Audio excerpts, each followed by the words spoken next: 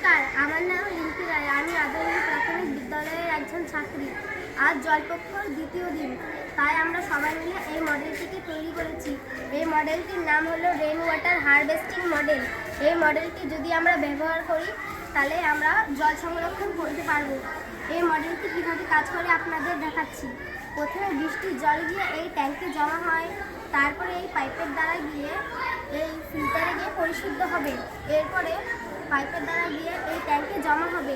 এই জল আমরা চাষবাসের কাজেও ব্যবহার করতে পারি, বাড়ির নানান কাজেও ব্যবহার করতে পারি। এই মডেলটি যদি প্রত্যেকের বাড়িতে ব্যবহার করা হয় তবে আগামী প্রজন্মের জন্য মাটির নিচের জল সংরক্ষণ করতে পারবো। এবার হাতে কলমে দেখাচ্ছি।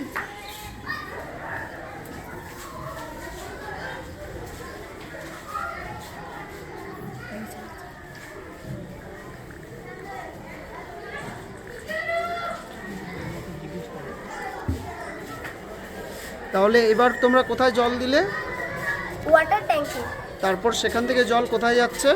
ফিল্টারে গিয়ে পরিশুদ্ধ হচ্ছে। আচ্ছা, তারপর? এই পাইপের দ্বারা গিয়ে এখানে জল জমা হচ্ছে। আচ্ছা, এই জল কি কাজে ব্যবহার করবে? এই জল কোনো চাষবাসের কাজেও ব্যবহার করা যায়, বাড়ির নানান কাজে ব্যবহার করা যায়। ও আচ্ছা। নমস্কার।